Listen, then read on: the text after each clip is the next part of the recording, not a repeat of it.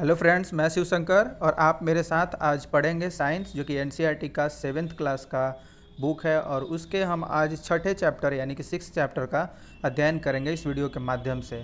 छठे चैप्टर का नाम है भौतिक एवं रासायनिक परिवर्तन यानी कि फिजिकल एंड केमिकल चेंजेस।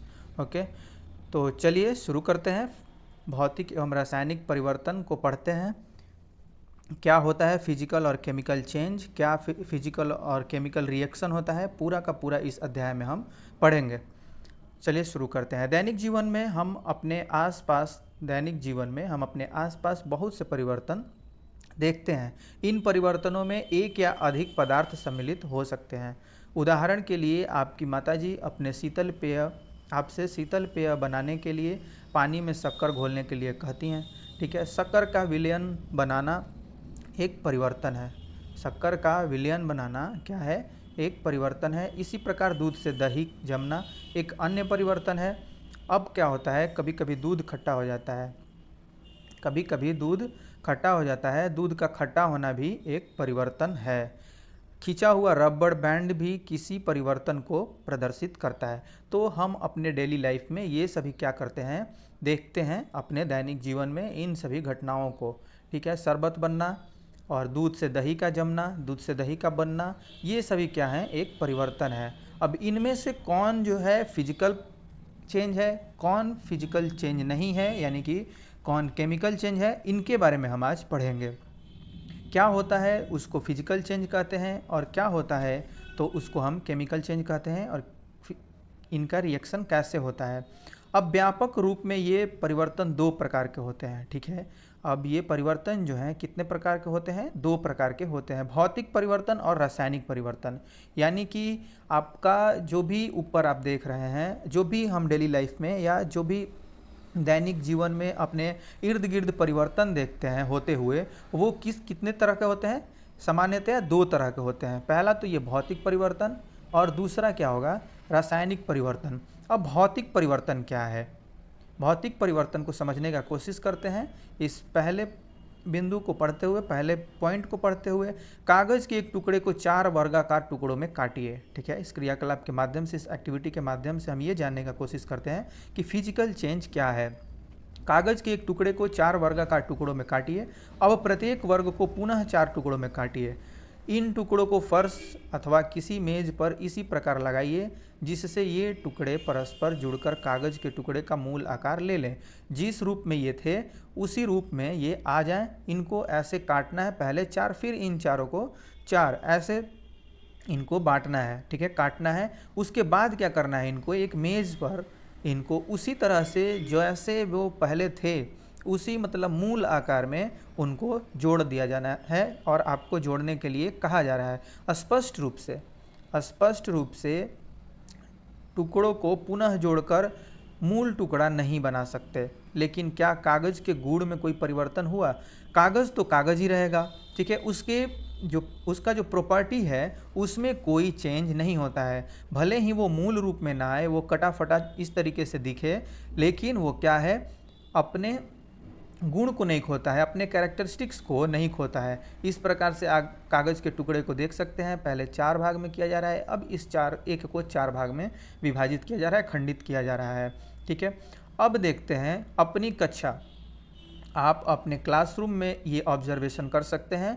अपनी कक्षा के चॉक बोर्ड के आसपास फर्श पर गिरे चॉक पाउडर को एकत्रित कर लें, अथवा चॉक के एक छोटे टुकड़े को चूर्ण बना लें, यानी कि पाउडर बना लें। इस पाउडर में थोड़ा जल मिलाकर पेस्ट बना लें। इसे चॉक के आकार में बेल कर सूखने दें। ठीक है, अब क्या करना है कि इसको बेल करके आपको थोड़ा सा पाउडर बना लेना है चॉक को, या तो आप जो भी चूर्ण आपके ब्लैक बोर्ड के, वाइट बोर्ड के इर्द गिर्द गिरे हुए हैं, उनको क्या करें, चॉक पाउडर को, चॉक बोर्ड के नीचे गिरा हुआ चॉक पाउडर आप उठा लें, उसको एकत्रित करें। या अगर आपको नहीं मिलता है तो आप एक चॉक का टुकड़ा लें और उसको चूर्ण कर लें। चूर्ण यानी पाउडर बना करके उसे क्या करें, थोड़ा सा जल मिला करके उसमें पेस्ट बनाकर उसे फिर से चॉक की आकृति दे दें। ठीक है, और उसको सुखा दें। क्या आप चॉक के चूर्ण फिर से चॉक बना सकते हैं? क्या आप चॉक के चूर्ण से फिर चॉक बना सकते हैं? वाकई रियली आप बना सकते हैं। अब देखते हैं क्रियाकलाप 6.3 को। अभी हम सारा फिजिकल चेंज के बारे में पढ़ रहे हैं। ठीक है, जो भी भौतिक परिवर्तन होता है उसके बारे में हम पढ़ रहे हैं। अब कांच या प्लास्टिक के कटोरे में थोड़ी बर्फ़ लीजिए। आप कांच या प्लास्टिक की कटोरी में थोड़ी बर्फ़ लीजिए, आइस लीजिए। अब बर्फ़ के थोड़े से भाग के पिघलने तक बर्तन को धूप में रख दीजिए। आप अब क्या कीजिए, अब आपके पास बर्फ़ और जल का मिश्रण होगा। अब कटोरी को हिमकारी मिश्रण यानी बर्फ़ और नमक, ठीक है, हिमकारी मिश्रण बर्फ़ और नमक में रख दें। क्या जल फिर से ठोस बन गया? क्या इस तरीके से जब आप करते हैं तो फिर से जल जो है वो ठोस बन जाता है? उसको रेफ्रिजरेटर में रखे बिना वो ठोस नहीं बनेगा, बर्फ़ जो है वो ठोस नहीं बनेगा, ठीक है। अब देखते हैं कि एक पात्र में 6.4 क्रियाकलाप एक्टिविटी, एक पात्र में थोड़ा सा जल लेकर उसे उबालिए, ठीक है। उसको आपको उबालने के लिए बोला जा रहा है, यानी कि उसको वाष्पित करने के लिए बोला जा रहा है। क्या आपको जल की सतह से भाप निकलती दिखाई देती है? तो ऑफकोर्स जब आप जल को उबालेंगे यानी कि उसको खौला देंगे आप, तो उससे नेचुरली भाप निकलने लगेगा, आप भाप को निकलता देखेंगे, ठीक है। अब उबलते हुए जल से कुछ दूरी पर भाप के ऊपर किसी बर्तन को उल्टा रखें, ठीक है। अब क्या करना है, उल्टा रख देना है, उल्टा करके। अब बर्तन की भीतरी सतह को देखिए, क्या आपको वहाँ जल की कोई बूंदें दिखाई देती हैं? बिल्कुल दिखाई देंगी। जब आप उसको उल्टा करके रख देंगे तो वो बिल्कुल दिखाई देंगी। अब क्या होता है, बारी बारी से सबको पढ़ने में बहुत ज़्यादा समय जाएगा, हमको सिर्फ पढ़ना ये है कि फिजिकल चेंज होता क्या है, ठीक है। अब पदार्थ कोई भी सब्सटेंसेस है, कोई भी सब्सटेंसेस से कोई भी पार्टिकल है, तो क्या होता है उसमें, क्या क्या होता है, साइज होता है उसका यानी कि अमाप होता है, रंग होता है उसका, उसमें कलर होता है यानी कि, और उसका अवस्था, ये सारा चीज़ उसमें होता है जो उसके क्या कहलाते हैं, भौतिक गुण कहलाते हैं, यानी कि फिजिकल प्रॉपर्टीज उसके कहलाते हैं, ठीक है, फिजिकल कैरेक्टरिस्टिक्स कहलाएंगे। अब पदार्थ के आकार, अमाप, साइज, रंग और अवस्था जैसे गुण उसके भौतिक गुण कहलाते हैं। वह परिवर्तन जिसमें किसी पदार्थ के भौतिक गुणों में परिवर्तन हो जाता है, वह परिवर्तन जिसमें किसी पदार्थ के भौतिक गुणों में परिवर्तन हो जाता है, भौतिक परिवर्तन कहलाता है, ठीक है।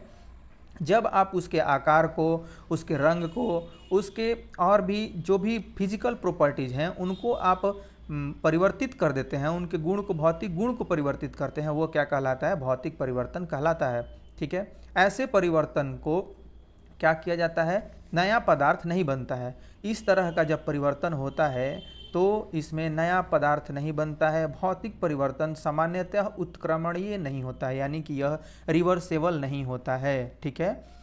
यह क्या होता है, रिवर्सेबल नहीं होता है। Properties such as shape, size, colour and state of a substances are called its physical properties, ठीक है। क्या कहलाएगा इसका, प्रॉपर्टीज सच एज शेप यानी कि आकार, साइज और कलर एंड स्टेट यानी कि उसकी अवस्था जो है, ये सभी क्या कहलाती हैं, उसकी भौतिक गुण कहलाती हैं किसी भी सब्सटेंसेस की। A change in which a substance undergoes A change it's physical change, ठीक है। अब ये क्या है कि वह परिवर्तन जिसमें किसी पदार्थ के भौतिक गुणों में परिवर्तन हो जाता है, वह क्या कहलाता है, भौतिक परिवर्तन कहलाता है। A change in which a substance undergoes a change its physical change. A physical change is generally reversible, ठीक है। भौतिक परिवर्तन सामान्यतः उत्क्रमणीय होते हैं। अब ऐसे परिवर्तन में कोई नया पदार्थ नहीं बनता है। In such a change no new substances is formed. आप इसको बढ़िया से नोट डाउन कर लेंगे, पूरा बढ़िया से आप लिखते चलेंगे ताकि बाद में आपको कोई दिक्कत ना हो। अब हम पढ़ रहे हैं रासायनिक परिवर्तन के बारे में, यानी कि केमिकल चेंजेज के बारे में। भौतिक परिवर्तन को हमने पढ़ लिया, अब रासायनिक परिवर्तन को पढ़ रहे हैं, ठीक है। अब रासायनिक परिवर्तन क्या है, लोहे में जंग लगना एक ऐसा परिवर्तन है जिसे आप क्या करते हैं, भली भांति परिचित हैं। यदि आप लोहे के एक टुकड़े को कुछ दिनों के लिए खुले में छोड़ दें तो इस पर भूरे रंग के पदार्थ की परत जम जाती है, यह पदार्थ जंग कहलाता है। क्या होता है, यह पदार्थ जंग कहलाता है, और यह जो प्रक्रम है जंग लगना कहलाता है, यानी कि रस्ट कहलाता है। ये पदार्थ जो होता है, जो ऊपर भूरे रंग का पदार्थ जम जाता है उसके ऊपर, वो क्या कहलाता है, जंग कहलाता है, यानी कि रस्ट कहलाता है। अब इसके कुछ परिवर्तनों को हम देखते हैं क्रियाकलाप के माध्यम से, उसके बाद क्या करेंगे, इसके मुख्य परिभाषा पे आएंगे।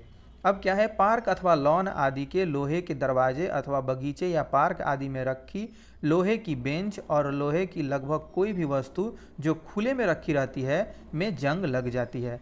आपने देखा होगा, ठीक है, आप देखे होंगे कि कोई भी खुले में यानी कि बारिश में और हवा के संपर्क में अगर कोई भी लोहे की वस्तु होती है, रहती है, तो उसमें कुछ दिनों के बाद जंग लग जाती है। ठीक है, जंग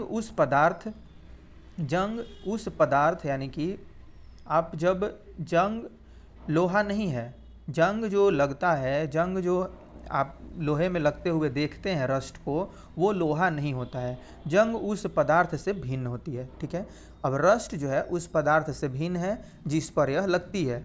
रस्ट क्या है, उस पदार्थ से भिन्न है जिस पर यह लगती है।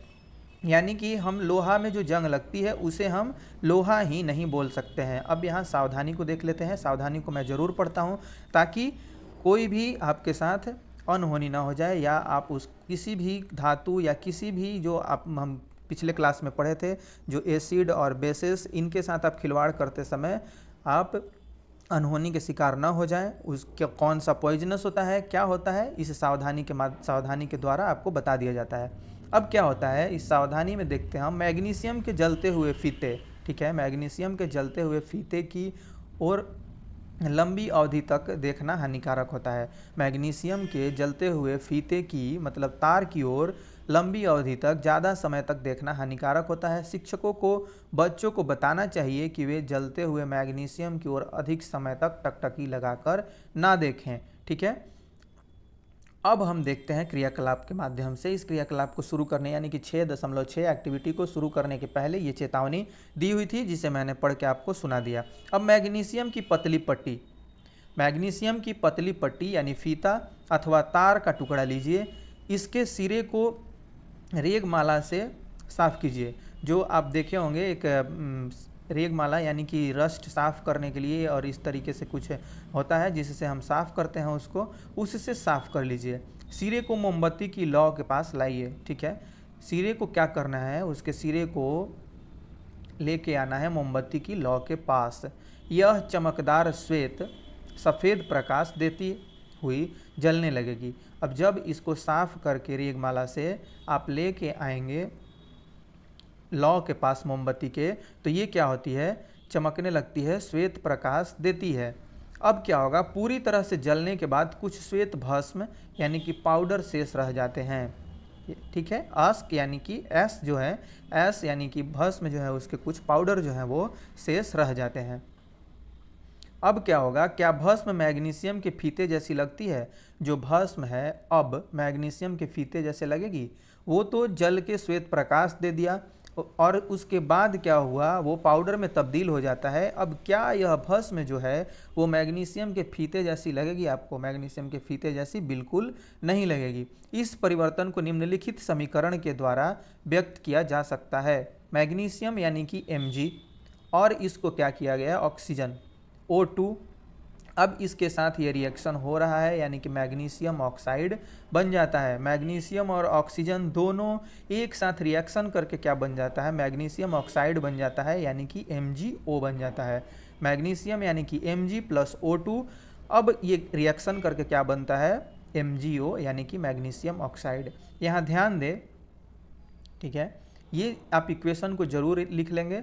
ध्यान दें कि यहाँ लिखी समीकरण गणित में प्रयुक्त समीकरण से भिन्न है। इस प्रकार के समीकरणों में तीर का अर्थ है बनना या हो जाता है। ठीक है, ये जो आपका एरो होता है इसके अर्थ को बताया जा रहा है कि क्या होता है। गणित के समीकरण से ये बिल्कुल भिन्न होता है, और इसमें एरो का अर्थ यानी कि तीर का अर्थ होता है बनना या हो जाता है, ऐसा होता है। ठीक है, मैग्नीशियम प्लस ऑक्सीजन यानी कि Mg प्लस O2 क्या बन जाता है, मैग्नीशियम ऑक्साइड बन जाता है या हो जाता है। ठीक है, MgO हो जाता है। इस पुस्तक में रासायनिक समीकरणों को संतुलित करने का कोई प्रयास नहीं किया जा रहा है और न ही यह छात्रों से अपेक्षित है। यानी कि आपको इसका केमिकल फॉर्मूला जो है वो बैलेंस करने के लिए नहीं बोला जा रहा है, सिर्फ और सिर्फ आपको यह पढ़ने के लिए दिया जा रहा है। और आपसे यह उम्मीद भी नहीं की जाती है, छात्रों से यह उम्मीद भी नहीं की जाती है कि आप इस फॉर्मूले को, इस इक्वेशन को केमिकल बैलेंस करेंगे, यानी कि इनका आप इन समीकरणों का बैलेंस करेंगे। ठीक है, अब भस्म को एकत्रित करके इसमें जल की कुछ मात्रा मिलाइए। भस्म को एकत्रित करना है, कुछ मात्रा इसमें जल का मिलाना है, पानी का मिलाना है।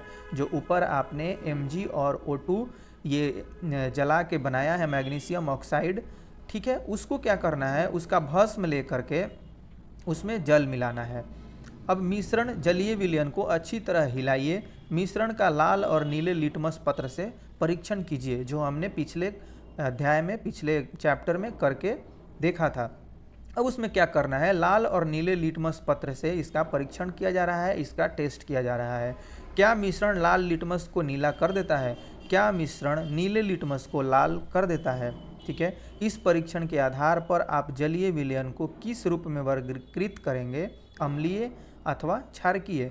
अब क्या इसमें आप चेंज देखेंगे, इसको हम देख लेते हैं। भस्म को जल में घोलने पर यह नया पदार्थ बनती है।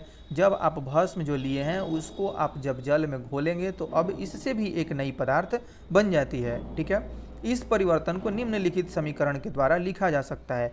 अब आपने मैग्नीशियम और ऑक्सीजन का संयोग कराया था, उसके बाद आपको प्राप्त हुआ था MgO। ठीक है, मैग्नीशियम यानी कि Mg प्लस O2 को आपने वहाँ पे अभिक्रिया कराया था, वो बना था MgO यानी कि मैग्नीशियम ऑक्साइड। अब यहाँ हम मैग्नीशियम ऑक्साइड को जल के साथ मिला रहे हैं, तो क्या बनता है ये हम देख लेते हैं।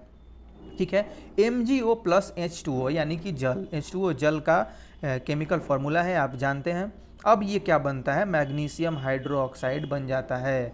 ठीक है, यह बन जाता है मैग्नीशियम हाइड्रोक्साइड, जो कि भस्म से बिल्कुल भिन्न होता है। यह MgOH का होल ट्वाइस यानी कि यह मैग्नीशियम हाइड्रोक्साइड बन जाता है।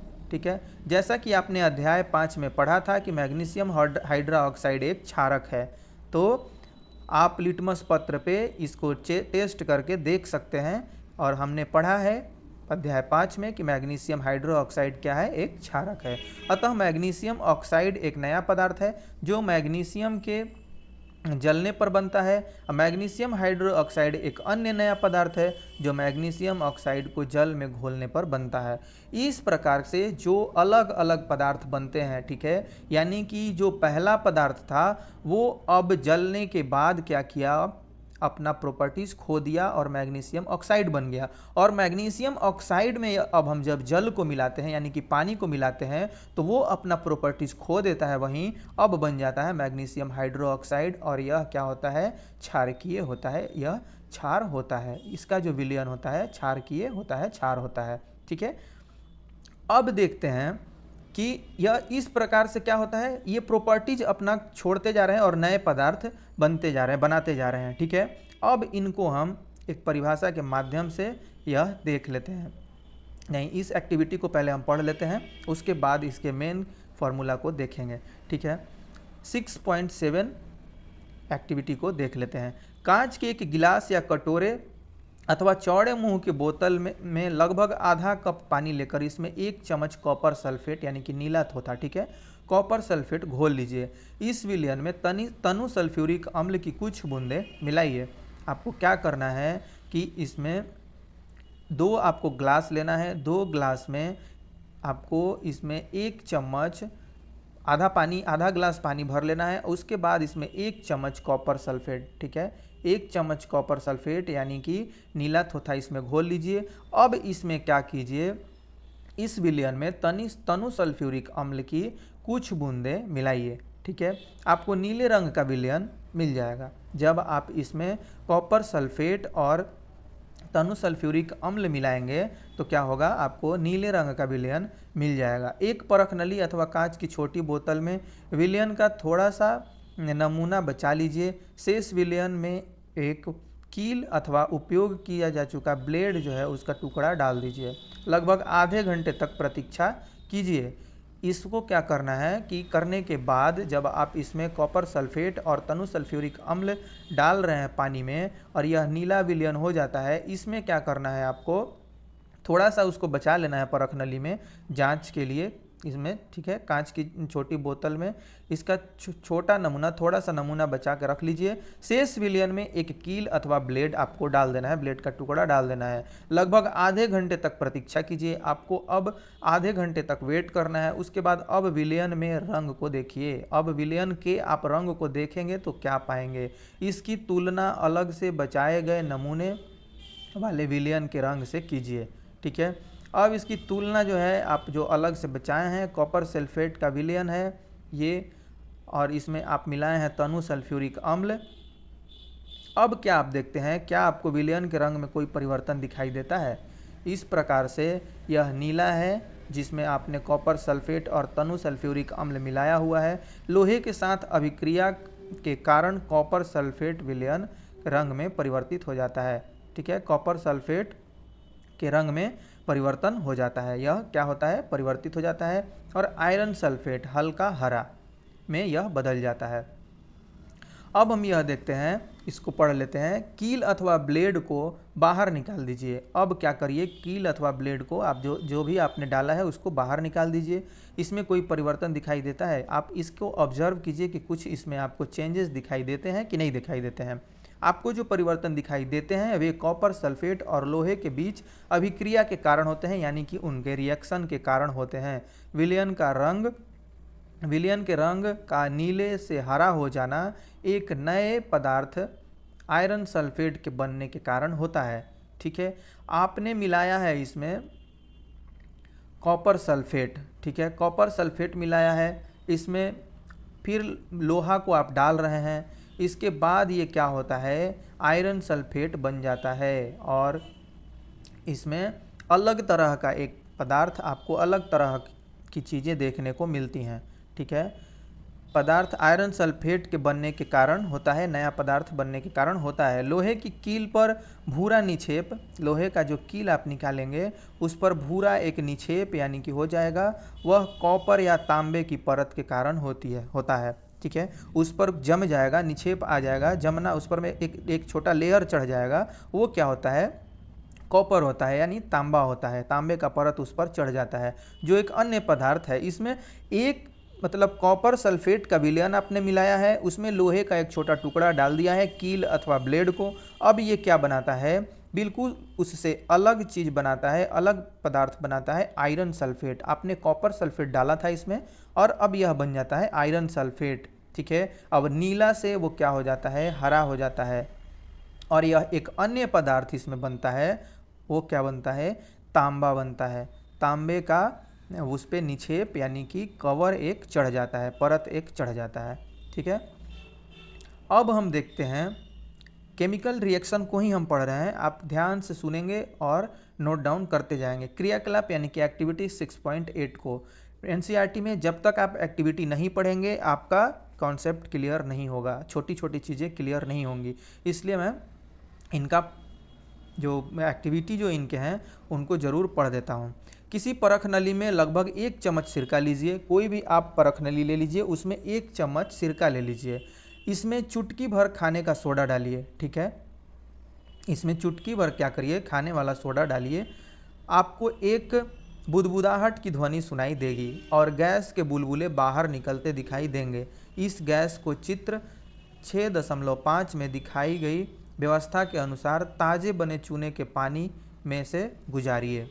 ठीक है, ये जो आप इसमें मिला रहे हैं सिरका और उसके में चुटकी भर सोडा आप मिला रहे हैं खाने का, इसमें आप बुदबुदाते हुए कुछ ध्वनि सुनाई, आपको बुदबुदाहट की ध्वनि सुनाई देगी आपको। अब बुलबुले भी बाहर निकलते हुए दिखाई देंगे। अब इनको क्या करना है, नीचे दिखाई गई व्यवस्था के अनुसार ताज़े बने चूने के पानी से गुजारने को यानी कि हो करके ले जाने के लिए कहा जा रहा है। अब चूने के पानी में क्या परिवर्तन होता है, जब आप इसको पूरे एक्टिविटी को अंजाम देंगे, यानी कि चम्मच सिरका परख नली में मिलाएंगे 1 चम्मच, उसमें आप सोडा डालेंगे खाने वाला, तो आपको एक बुदबुदाहट की ध्वनि सुनाई देगी। अब उस बुलबुले को क्या करना है, बाहर निकलते देखेंगे और बुलबुला इस गैस को चित्र नीचे दिखाया गया है, इस तरह से परख नली को बना करके इससे क्या करना है, आपको चूना के पानी से गुजारना है। ठीक है, अब क्या होता है, परख नली में परिवर्तन निम्न प्रकार से होती है।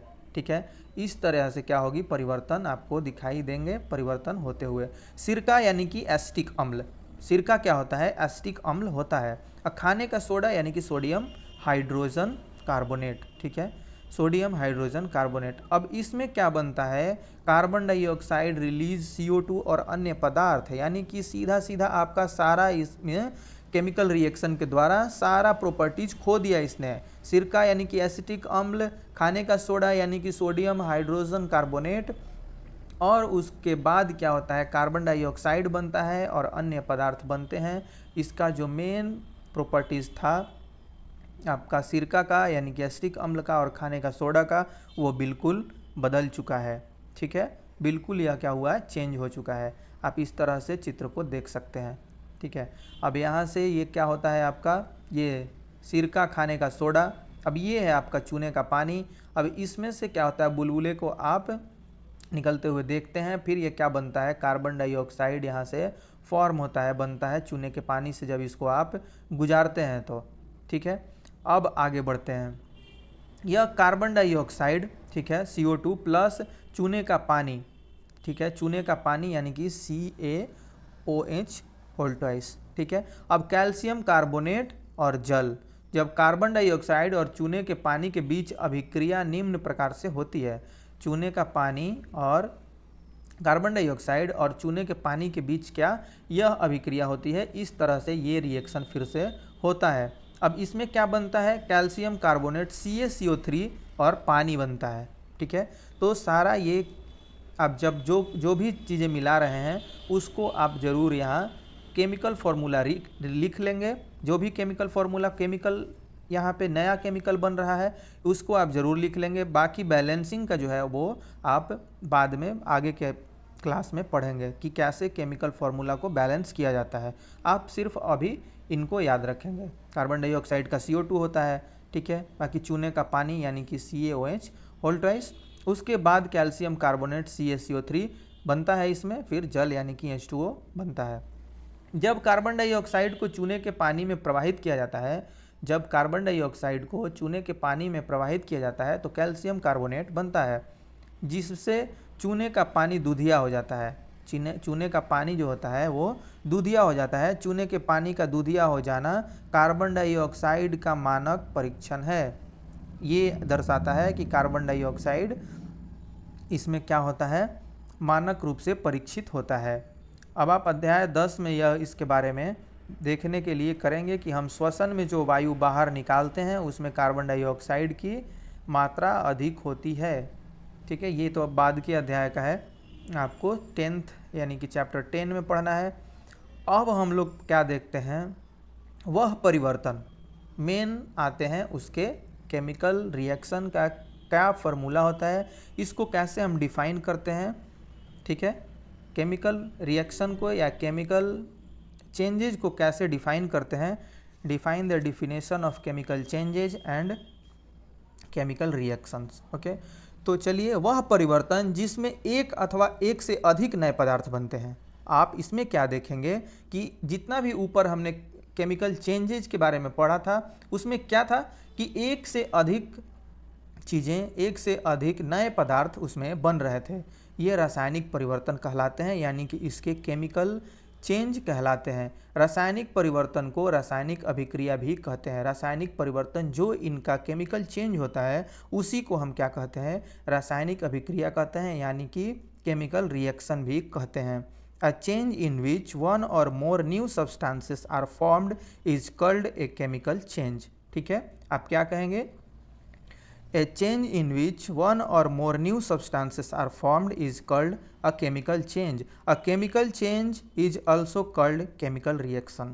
वह परिवर्तन जिसमें एक अथवा एक से अधिक नए पदार्थ बनते हैं रासायनिक परिवर्तन कहलाता है।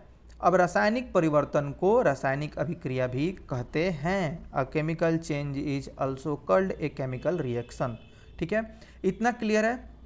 अब हम क्या करते हैं, अपने इर्द गिर्द सारी चीज़ों को देखते हैं होते हुए। अब इसमें क्या होता है, दूध से दही का जमना, ऊपर आपने पढ़ा था।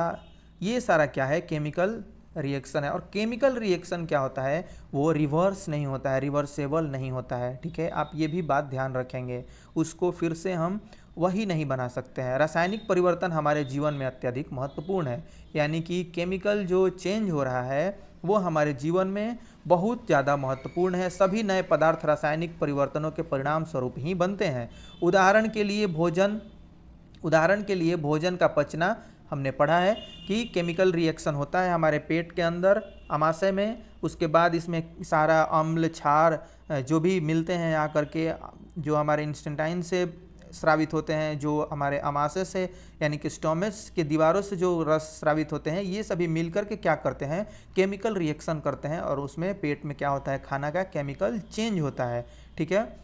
अब अंगूरों का किण्वन, ठीक है, फर्मेंटेशन जो होता है विभिन्न रासायनिक परिवर्तनों के कारण होता है। ये सभी क्या होते हैं, विभिन्न प्रकार के केमिकल चेंजेज के कारण होते हैं। औषधि भी रासायनिक अभिक्रियाओं की श्रृंखला है। औषधि यानी कि जो हम मेडिसिन लेते हैं, ये भी क्या है, रासायनिक अभिक्रियाओं की श्रृंखला है। अब क्या उपयोगी अन्य पदार्थ जैसे प्लास्टिक और अपमार्जक यानी कि डिटर्जेंट को रासायनिक अभिक्रियाओं द्वारा ही बनाया जाता है। जो प्लास्टिक है जिनका यूज़ हम करते हैं प्रायः अपने घरों में, ये सारे क्या बनते हैं, और डिटर्जेंट जो होते हैं, अपमार्जक जो होते हैं, ये सारे केमिकल रिएक्शंस और केमिकल चेंजेज के द्वारा ही बनाए जाते हैं। वास्तव में प्रत्येक नए पदार्थ की खोज रासायनिक परिवर्तनों का अध्ययन करके की गई है। एक जो भी आप नए पदार्थों का खोज करते हैं उसमें क्या करते हैं, रासायनिक परिवर्तन के द्वारा ही, उसका अध्ययन करने के बाद ही किसी नए पदार्थ को आविष्कार करते हैं, यानी कि उसको आविष्कृत करते हैं। हमने देखा कि रासायनिक परिवर्तन में एक या एक से अधिक नए पदार्थ निर्मित होते हैं। क्या हो रहे हैं, एक या एक से अधिक नए पदार्थ निर्मित हो रहे हैं। नए उत्पादों के अतिरिक्त रासायनिक परिवर्तन में निम्न घटनाएं हो सकती हैं। निम्न घटनाएं क्या हो सकती हैं, डीपली हम इसलिए पढ़ रहे हैं क्योंकि ये जो फिजिकल चेंज और केमिकल चेंज जो है ये इंपॉर्टेंट है, ठीक है, इसलिए हम इसको बारीकी से पूरा इसका अध्ययन कर रहे हैं। अब आप क्या देखेंगे, हमने देखा कि रासायनिक परिवर्तन में एक से अधिक पदार्थ निर्मित हो रहे हैं। नए उत्पादों यानी कि नए पदार्थ के अतिरिक्त रासायनिक परिवर्तन में निम्न घटनाएं भी हो सकती हैं, ठीक है। ऊष्मा, प्रकाश अथवा किसी अन्य प्रकार के विकिरण, उदाहरण के लिए पराबैंगनी का निर्मुक्त यानी कि बाहर निकलना अथवा उनका अवशोषित होना, ठीक है। अब ध्वनि का उत्पन्न होना, गंध में परिवर्तन होना अथवा किसी नई गंध का बनना, आप ये सब भी घटनाएं देख सकते हैं, ठीक है। रासायनिक परिवर्तन में निम्न घटनाएं भी होती हैं, ये भी आप घटना घटते हुए देख सकते हैं। अब रंग में परिवर्तन होता ही है। अब किसी गैस का बनता है, आपने ऊपर सारा देखा है। आइए अब हम कुछ अन्य उदाहरणों पर विचार करते हैं।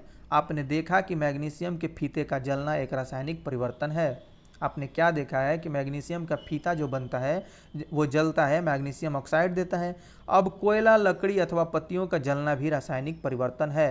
इनको आप रिवर्स करके जलाने के बाद फिर से कोयला नहीं बना सकते, फिर से पत्ती नहीं बना सकते, ये भी एक इसका आप ध्यान देंगे। मेन जो घटनाएं घटती हैं यानी कि जो नए पदार्थ बनते हैं उनको फिर से उसी पदार्थ में परिवर्तित नहीं किया जा सकता है। वास्तव में किसी भी पदार्थ का जलना एक रासायनिक परिवर्तन है। आप किसी भी जब पदार्थ को जलाते हैं वो एक रासायनिक परिवर्तन है। जलने के साथ सदैव ऊष्मा उत्पन्न होता है, यानी कि हीट प्रोड्यूस करता है। कोई भी किसी भी पदार्थ को आप जलाएंगे तो वो क्या करेगा, हीट प्रोड्यूस करेगा, ऊष्मा उत्पादन करता है। अब पटाखों का विस्फोट एक अन्य रासायनिक परिवर्तन है। पटाखे जो आप फोड़ते हैं वो अन्य एक दूसरे तरह का रासायनिक परिवर्तन होता है। आप जानते हैं कि ऐसे विस्फोट से ऊष्मा, प्रकाश, ध्वनि और अरुचिकर गैसें उत्पन्न होती हैं जो हमारे लिए हानिकारक होती हैं, वायुमंडल को ये प्रदूषित करती हैं। इसलिए आपको पटाखे न जलाने की सलाह दी जाती है, तो आप भी कृपया नहीं जलाएंगे। जब भोजन सामग्री बासी हो जाती है यानी कि वो खराब हो जाती है अथवा सड़ गल जाती है, जब भोजन सामग्री बासी हो जाती है या सड़ गल जाती है तो उसमें से दुर्गंध आने लगती है। क्या हम इस परिवर्तन को रासायनिक परिवर्तन कह सकते हैं? बिल्कुल कह सकते हैं, क्योंकि वो क्या होता है, फूड मटेरियल, फूड आइटम क्या होता है, फर्मेंटेशन हो जाता है उसमें और वह सड़ के गल के दुर्गंध उससे गलने के बाद आने लगती है। और अब देखते हैं सुरक्षात्मक आवरण। सुरक्षात्मक आवरण क्या है भाई? अब प्रोटेक्टिव शील्ड क्या है इसको देख लेते हैं, उसके बाद लोहे में जंग लगना, इन अभिक्रियाओं को, इन प्रतिक्रियाओं को पढ़ेंगे। सुरक्षात्मक आवरण, आपने वायुमंडल में ओजोन की परत के बारे में अवश्य सुना होगा, ठीक है, बिल्कुल सुने हैं। ये क्या है? ये प्रोटेक्टिव शील्ड है, एक तरह से सुरक्षा का आवरण बनाई हुई हैं। हम लोगों को क्या की हुई हैं, आने वाली सूर्य से हानिकारक प्रकाश को वो वहीं रोक लेती हैं अपने द्वारा बनाए गए आवरण से। हमें सूर्य के प्रकाश में उपस्थित हानिकारक पराबैंगनी, ठीक है, पराबैंगनी किरणों से बचाती हैं। ओजोन पराबैंगनी विकिरण को अवशोषित कर लेती है। ओजोन क्या करता है, ओजोन लेयर जो है वो क्या, इसका मेन काम है कि पराबैंगनी विकिरण को अवशोषित कर लेती है और ऑक्सीजन में परिणत हो जाती है।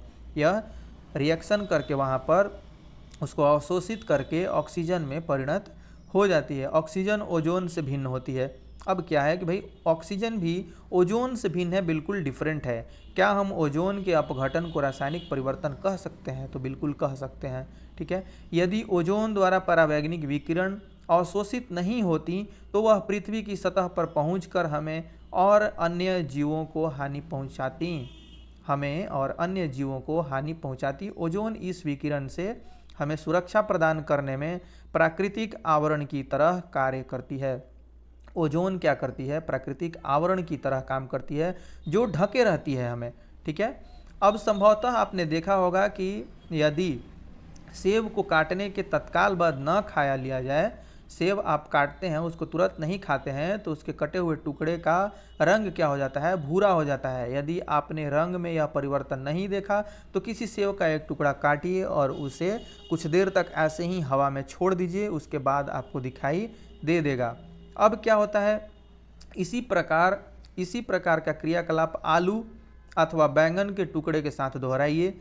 अब इस स्थिति में आप क्या देखेंगे? इनके रंगों में परिवर्तन देखेंगे, ठीक है। अब इनके भाई रंगों में परिवर्तन क्यों होते हैं, ये क्या होता है? अध्याय 5 में आपने अम्ल और क्षारक को परस्पर मिलाकर उदासीन किया था। क्या उदासीनीकरण की अभिक्रिया रासायनिक परिवर्तन है? उदासीनीकरण की जो प्रक्रिया है वो क्या है? रासायनिक परिवर्तन है, रासायनिक प्रक्रिया है। तो आप उसमें जब भाई किसी चीज़ को, किसी भी वस्तु को उसका प्रॉपर्टी जब चेंज कर दे रहे हैं तो वो बिल्कुल क्या है? रासायनिक परिवर्तन है, रासायनिक अभिक्रिया है। अब लोहे में जंग लगना को देखते हैं, ठीक है, कि लोहे में जंग कैसे लगता है, यानी कि रस्टिंग ऑफ आयरन क्या है। आइए हम जंग लगने की घटना पर पुनः विचार करते हैं। यह एक ऐसा परिवर्तन है जो लोहे की वस्तुओं को प्रभावित करता है और धीरे धीरे उन्हें नष्ट कर देता है। यह क्या करता है? लोहे की वस्तुओं को प्रभावित करता है, यानी कि उन पर रिएक्शन करता है और उनको वो नष्ट कर देता है। रस्ट उस पर जब जंग जब उस पर लगता है, उन पर जंग जब लग जाते हैं। चूँकि लोहे का उपयोग सेतु यानी पुल, जहाज, कार, ट्रक आदि का ढांचा बनाने या अन्य कई वस्तुओं का निर्माण करने में किया जाता है, ठीक है। अब यह अतः जंग लगने के कारण होने वाले आर्थिक हानि बहुत अधिक होते हैं। इनका एक क्या होता है, लाइफ, जब भी उनमें जंग लग जाता है तो क्या होता है, ये लाइफ को रिड्यूस कर देते हैं, कम कर देते हैं। जंग जब भी किसी लोहे या किसी वस्तु पर लगती है तो उनके लाइफ को, उनके जीवन काल को ये घटा देती हैं, ठीक है। अब हम जंग लगने की प्रक्रिया को, यानी कि इसके रिएक्शन को देखते हैं। लोहा यानी कि Fe, ठीक है, ऑक्सीजन यानी कि O2, ये क्या करती हैं? वायु से ऑक्सीजन ये लेते हैं, ठीक है। अब जल H2O, अब जंग लगता है तो ये क्या बनाता है? आयरन ऑक्साइड, ये बनते हैं आयरन ऑक्साइड यानी कि Fe2O3। ये क्या, एक नए प्रकार के पदार्थ बन जाते हैं, नए प्रकार का यहाँ पे सब्सटेंसेस बनते हैं और वो क्या होते हैं? आयरन और ऑक्सीजन और उनमें से जल के साथ अभिक्रिया करके, उनसे प्रतिक्रिया करके ये आयरन ऑक्साइड बनाते हैं, यानी कि Fe2O3 बनाते हैं। अब जंग लगने के लिए ऑक्सीजन और जल या जल वाष्प दोनों की उपस्थिति अनिवार्य है। ये एक कंडीशन है कि जब भी तभी जंग लग सकता है लोहे में, उसमें क्या क्या होना चाहिए? वो होना चाहिए ऑक्सीजन, ठीक है। तो ऑक्सीजन तो अमूमन ये आप एयर में अवेलेबल होता है, जो वायु है जिसे हम सांस के रूप में लेते हैं, तो ऑक्सीजन तो ये वहाँ से ले लेते हैं। लेकिन इनमें पानी और जल वाष्प यानी कि वाटर वेपर, पानी अथवा पानी या जलवाष्प यानी कि वाटर वेपर रहेंगे तो ही क्या होगा, किसी भी वस्तु में, किसी भी लोहे में जंग लग सकता है। ठीक है, प्रेजेंस ऑफ बोथ यानी कि ऑक्सीजन तो है ही, और जब तक से पानी, जल या जल वाष्प नहीं रहेंगे तब तक जंग इसमें नहीं लग सकता है। ठीक है, प्रेजेंस ऑफ बोथ यानी कि ऑक्सीजन एंड वाटर और वाटर वेपर इज इसेंशियल।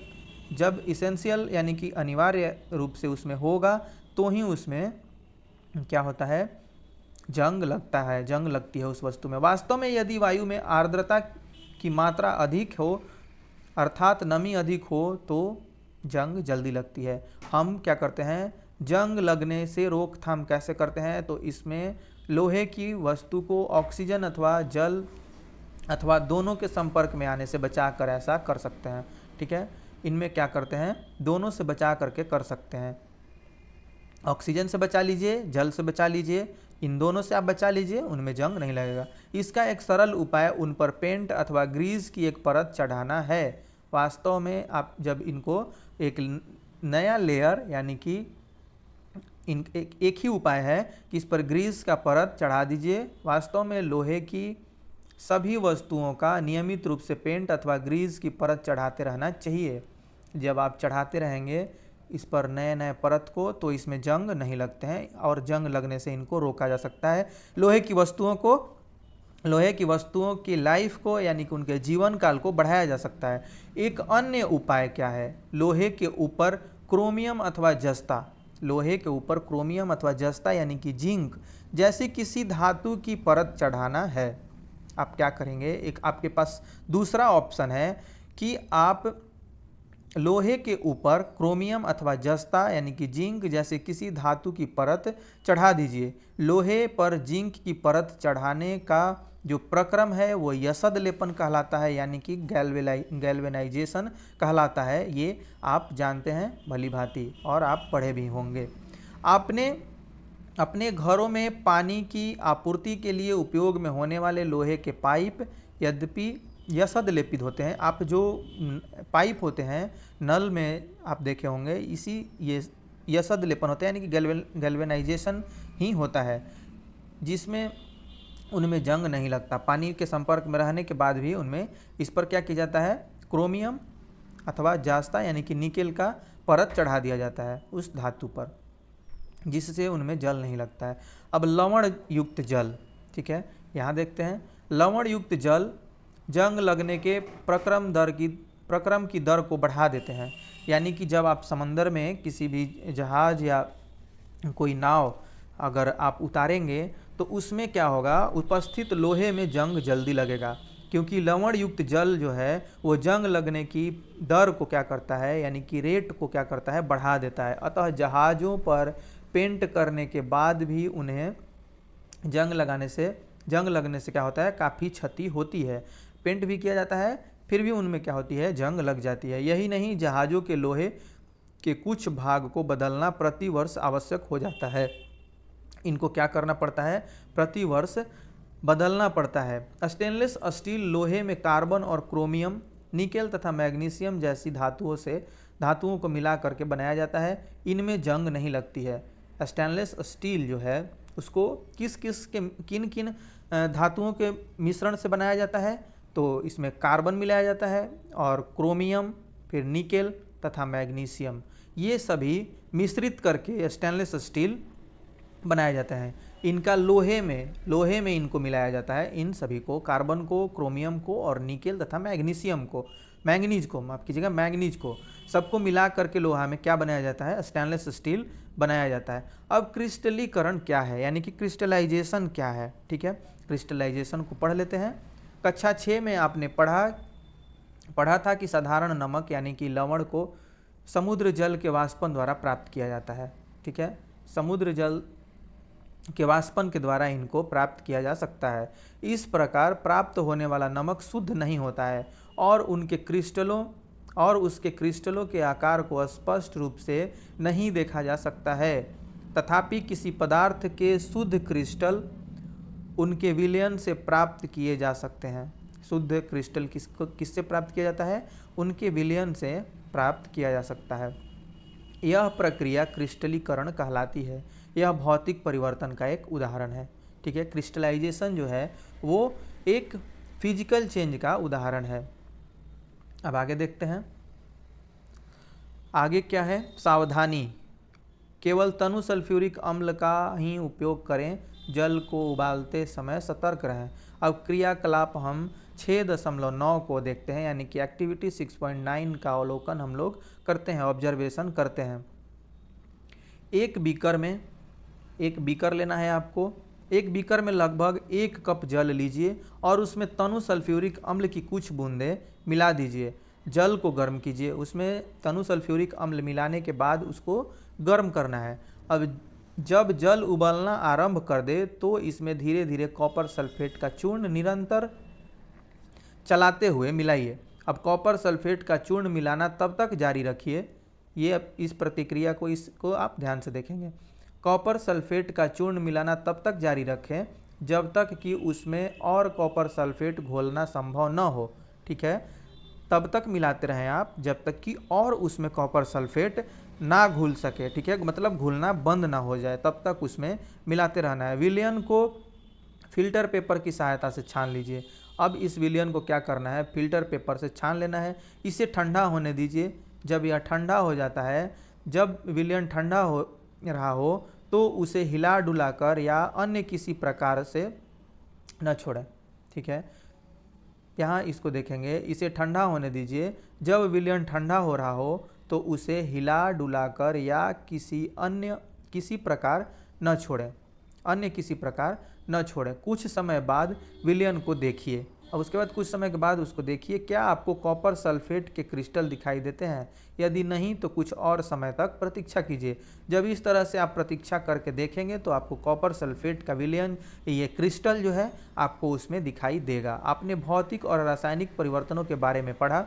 आपने क्या किया, भौतिक और रासायनिक परिवर्तन के बारे में पढ़ा है। आप अपने आसपास दिखाई देने वाले परिवर्तनों को भौतिक अथवा रासायनिक परिवर्तनों के रूप में पहचानने का प्रयास कीजिए। ठीक है, आप उसको क्लासिफाई करने का, आप उसको वर्गीकृत करेंगे कि कौन जो है वो फिजिकल चेंज है और कौन केमिकल चेंज है। इस तरह से आप क्रिस्टल देखेंगे। ठीक है, जब आप उसको तनु सल्फ्यूरिक अम्ल में मिलाते हैं कॉपर सल्फेट को, तो तब तक मिलाते रहना है जब तक कि उसमें और कॉपर सल्फेट ना मिल जाए। फिर उसके बाद उसको छान करके अलग कर लेना है और उसको हिलाना डुलाना नहीं है। फिर इसके बाद इसमें आपको इसका क्रिस्टल दिखने लगेगा, कॉपर सल्फेट का क्रिस्टल दिखने लगेगा। ठीक है, तो ये हमारा चैप्टर यहीं ख़त्म हो जाता है। लेकिन हम देख लेते हैं कि हमने क्या पढ़ा, सारांश को देख लेते हैं, उसके बाद इसको हम ख़त्म करेंगे। ठीक है, तो परिवर्तन 2 प्रकार के हो सकते हैं, भौतिक अथवा रासायनिक। भौतिक परिवर्तन में पदार्थ के भौतिक गुणों में कुछ परिवर्तन होते हैं। इन परिवर्तनों में कोई नए पदार्थ नहीं बनते हैं। ठीक है, ये परिवर्तन उत्क्रमणीय हो सकते हैं, मतलब ये रिवर्सेबल होते हैं। अब रासायनिक परिवर्तनों में नए पदार्थ बनते हैं। कुछ पदार्थों को क्रिस्टलीकरण के द्वारा उनके विलयनों से शुद्ध अवस्था में प्राप्त किया जा सकता है। उनको क्या किया जा सकता है, शुद्ध अवस्था में प्राप्त किया जा सकता है। अब आप देखेंगे कि क्या आप जानते हैं, जो कि इम्पॉर्टेंट होता है। इसको पढ़ते हुए हम इस चैप्टर को समाप्त करेंगे। ठीक है, अब क्या आप जानते हैं, दिल्ली में कुतुब मीनार के पास एक लौह स्तंभ है जो 7 मीटर से अधिक ऊंचा है। इसका भार 6000 केजी है। यही छोटी छोटी चीज़ें आपके जानने के योग्य होती हैं, जो क्या आप जानते हैं, इसको रोचक करके इस पुस्तक को बनाया गया है, एनसीईआरटी को।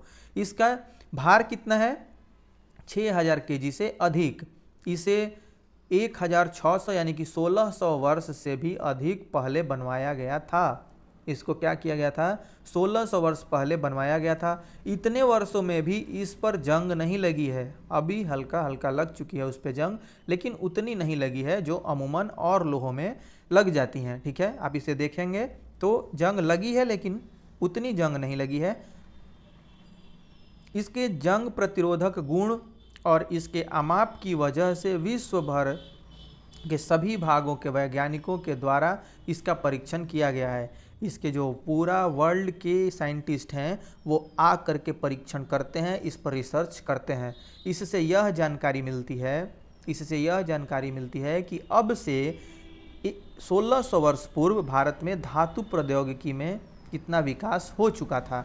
ठीक है, ये आप लौह स्तंभ देखेंगे, कुतुब मीनार जाएंगे तो दिखता है वहाँ, मैंने देखा है इसको। इसके बाद आपको क्या होगा, रिसर्च करने के बाद ये पता चलता है कि 1600 वर्ष हो जाने के बाद भी, 1600 वर्ष का हो जाने के बाद भी यह इतना भारी भरकम और इतना ऊंचाई लिए हुए लौह स्तंभ अभी तक पूरा सुरक्षित है, पूरी तरह से सुरक्षित है, इसमें जंग नहीं लग रहा है, यानी नाक के बराबर जंग लग रहा है। ठीक है, तो यह एक रिसर्च का विषय है, इससे पूरे विश्व के वैज्ञानिक आकर के रिसर्च करते हैं और यह जानकारी मिलती है हमें इस लौह स्तंभ के द्वारा कि भारत की जो धातु विज्ञान है वह कितना विकसित 1600 वर्ष पहले हो चुका था, उसका विकास 1600 वर्ष कितना अधिक हुआ था। ठीक है, तो यह पूरा का पूरा चैप्टर यहाँ आपका समाप्त हो जाता है।